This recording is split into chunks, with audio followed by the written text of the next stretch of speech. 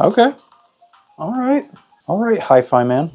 Hey, what's going on, guys? DZanix here, and welcome to King of Headphones, where about every 2 weeks or so, I'm going to grab a new random headphone and place them on a long master ranking list and just find out who is the king of headphones.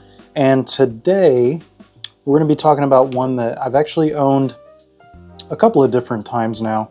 This is the HIFIMAN Edition XS, and pretty popular headphone amongst the mid-fi offerings, I would say. The very first time I heard this headphone, I was pretty blown away by it, to be honest with you. I think this is a really, really great entry-level headphone, but with caveats. And we're going to get into that right now, so you know what? How about we just get started? I want to feel your sound stage resolution and detail in my brain. Plug me in and amp me up. Your audiophile. Attitude gets me oh so hot.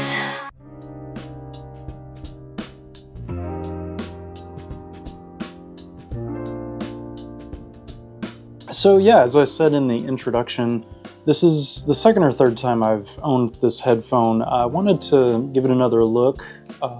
Every so often I kind of remember thinking, yeah, that is a really good headphone, especially for the price that they're asking for now. I believe you can get this one for under $300 now, which is just a pretty crazy value when you're talking about mid-tier to, you know, higher end headphones. And I think this is actually a really great introduction for a lot of people. But you know, there are definitely some things about it. It's not perfect, let's just put it that way. But I don't know, let's go ahead and just start with the looks and the build. It's pretty, you know, standard HIFIMAN stuff as far as the egg-shaped cup headphones are concerned. This is one of the, I guess, cheaper feeling ones that I've felt, I would say, but you know, of course, that's where a lot of your cost is coming down on. It does use some metal, but it's mostly plastic. You do have the aluminum here on the grills, at least I believe that's aluminum, and your yokes are metal as well, but everything else, you know, a lot of plastic here, and we can give it a nice, let me unplug the cable. Now you do have 3.5 inch, of course, jacks here, which is always nice, always nice. But you know, let's give it the jiggle test here. So it's not, you know, it's not the most solid thing in the world. A little creaky every now and then, but it's serviceable. You know, what really matters is mostly the sound, and we'll get into that.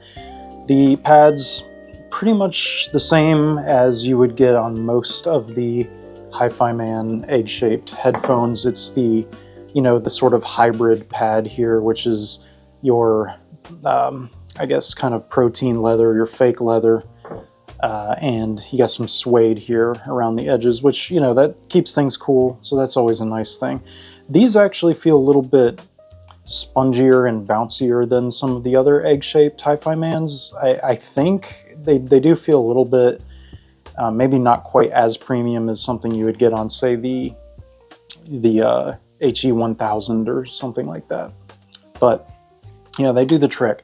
Now, the one major issue that I do have with this headphone, if you haven't guessed already, as you can see, the headband. It does not use the nice suspension headband that comes on some of the more premium egg-shaped HIFIMAN headphones.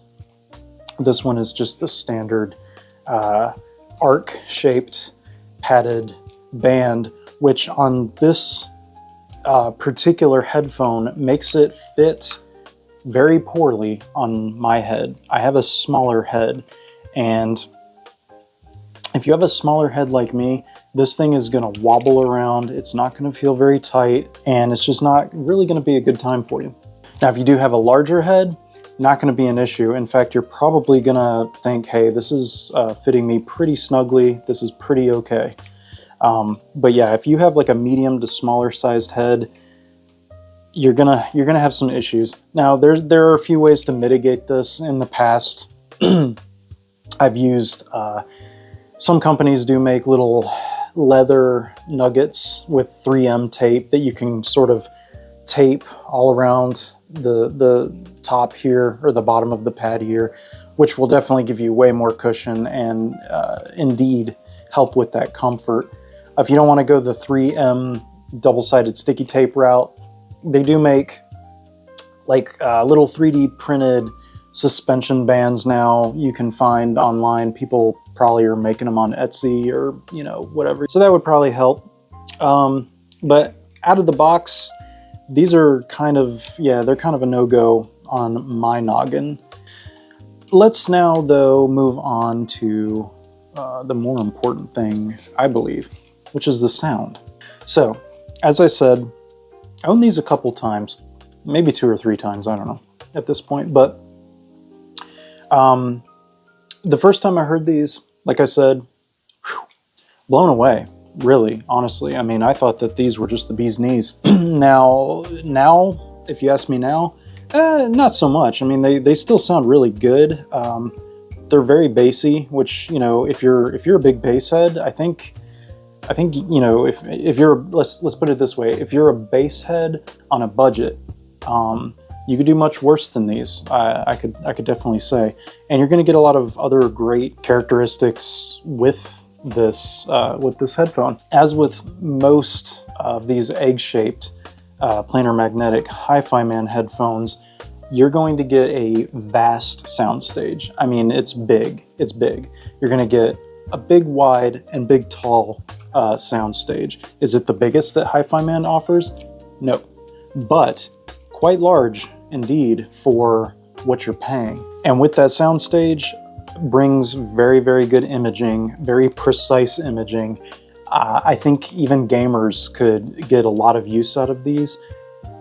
In some games, you're easily going to be able to hear placement of other characters. If you're playing shooters, you're definitely going to know if someone is behind you, around you, next to you. And the same goes with music. Every instrument is going to be precisely placed and very nicely spread out, a lot of room to breathe. But let me be clear, room to breathe means, you know, spaciousness, but it's not quite that cut and dry. I think that now, listening to these after hearing, you know, some higher end things, that space, it's a little bit grainy, I would say. This is not like a perfect black headphone. You're gonna get a little bit of grain.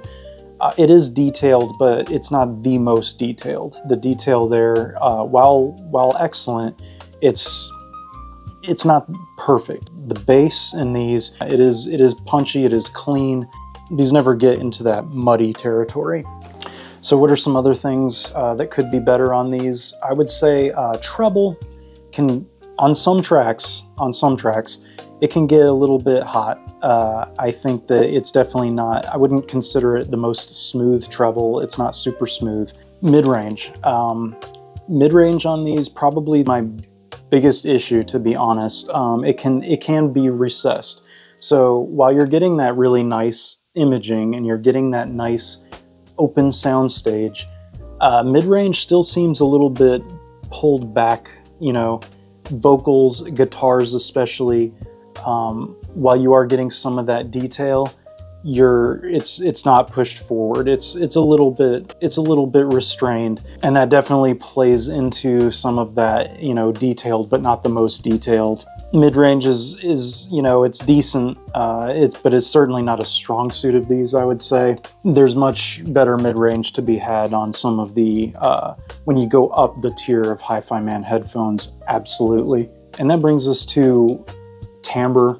If you're a big timbre head, you might actually take some issue with these because of the characteristics of some of that mid-range being pulled back a little bit. These certainly aren't the most natural sounding. While you're getting that clean bass bump there, you are losing some of the naturalness of the mid-range. Its reserved nature Instruments aren't going to sound the most lifelike. It can get a little bit dry. Jazz music, pretty good, especially with that nice wide soundstage and the instrument placement, as long as you're okay with some of that mid-range being a little bit more reserved, some of the timbre not being the most natural. Rock music is fun with these. While you're not going to get the most detail out of those guitar strings, with that mid bass, you're getting some nice like oomph. You're going to feel a little bit more impact from some of those guitars. These give you that grit with your rock. But I think if you're just casually listening, it's, you know, these are great. They're fun. They're certainly not terrible. I mean, these are really good headphones. I'm just being a little bit more critical because I've had them a couple of different times now, and the honeymoon stage and all that, you know, I'm like, oh my God, the first time I hear them, I'm like, this is the greatest headphone of all time at this price point. But now, you know, I see the error of my ways and I'm thinking, oh, they're really nice. But the value for performance on these is, I would say, way up there. At least in the top 5 of most bang for your buck headphones. But what are you giving up on that? Of course, I would say for sure build quality, comfort for many. If you have a smaller head, these just aren't that comfortable. I honestly, without some sort of additional padding here, or even without like a suspension headband underneath this, I kind of hate the way these feel on my head. But at the same time, I really enjoy the way they sound. So it's kind of a bipolar, almost toxic relationship, I would say. But hey, you know, why don't we go ahead and just throw these up on the list and see where they land? Sound good? All right, let's do it. Okay, so now that we have the list pulled up, let's put these absolutely gigantic feeling headphones on the list. And since this is episode 2, obviously there's only one other headphone on the list right now, and that's the Focal Clear, which for right now at least happens to be the king of headphones. I'm also going to start putting these into tiers just because it's my list and I feel like it. So I'm going to say the Focal Clear is actually an A-tier headphone. I don't think many people can dispute that. I would like to see you try. Just kidding. Don't. If you don't think it's an A-tier headphone, that's cool. So, what about the HIFIMAN Edition XS? It's not as good as the Focal Clear. That is clear. I think that the soundstage definitely stomps it. The Focal Clear soundstage is nowhere near the size, the width, and the depth of the HIFIMANs, but the detail just is not there on the Edition XS. Focal Clear has much more detail, better clarity and imaging for sure, punchier bass, and just all around smoother treble, all across the board really, and the mid-range for on the HIFIMANs, it's just not there. Also, in terms of build quality, there's just no contest. With the more premium materials that Focal uses in the Clear, it's on a totally different level on the Focals, but I mean, that's to be expected. You're paying a premium price for that. The Clear has that nice, neutral warm sound to the mid-range that I think is just overall better quality.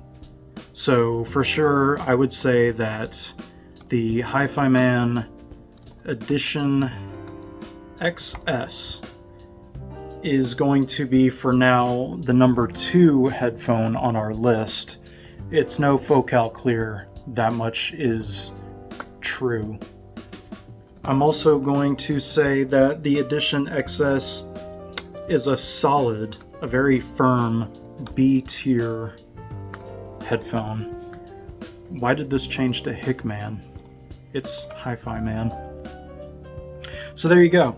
So far right now, on the King of Headphones, we've got at the number 2 spot, the HIFIMAN Edition XS, which is a B-tier headphone.